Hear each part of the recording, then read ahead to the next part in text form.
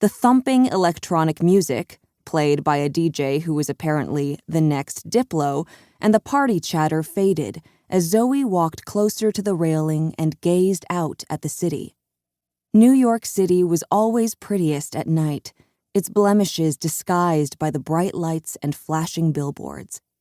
She took a deep breath of the calm evening air, her spirits lifting further as some other guest's sparkling perfume hit her nostrils. It was a welcome change from the rubbish stench that she still hadn't gotten used to after moving into an apartment right next to an alley with a nice selection of dumpsters. A microphone-amplified voice boomed out.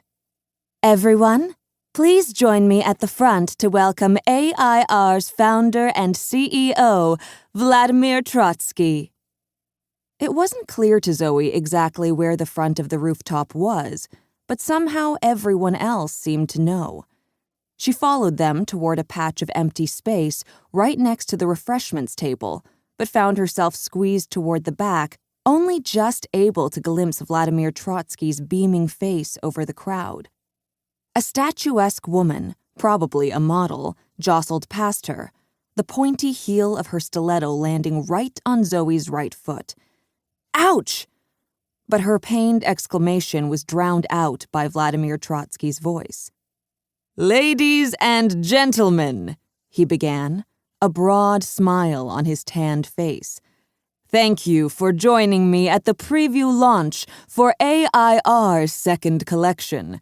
My debut collection, Evoke, released last fall to great acclaim, and I am delighted to announce that we have taken everything people loved about Evoke and made it even better.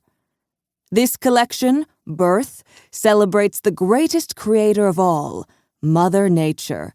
For aren't we all birthed from her loving embrace?" As he continued, Zoe could feel her concentration waning. Vladimir Trotsky was quoting AIR's press release word for word. She shifted from one foot to the other as twinges of pain shot through her ankle. These heels were the biggest she could find in Chic's photo shoot closet, but still small for her size 9 extra-wide feet. Could she duck out now while it was still somewhat early enough that she could take the subway home alone without fearing for her life? Hey. A warm puff of air skated across Zoe's left cheek. What did I miss? Zoe turned toward the source of the whispered question. A man was pressed close to her, squeezed on his other side by someone else. Instinctively, she took a step back and crossed her arms as she studied this stranger. He wasn't very tall, about the same height as she was in her 4-inch heels.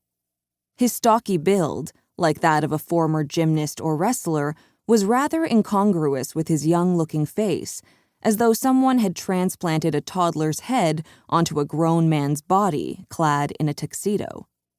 "I just got here and didn't catch the first part of his speech," he explained, catching Zoe's slightly startled expression. "What does AIR stand for?" Something about his boyish looks made Zoe relax slightly and put down her arms. "Aspire, inspire, respire," she whispered. He pulled a face. "Seriously? They sell clothes, not life coaching." A snort escaped from Zoe's mouth.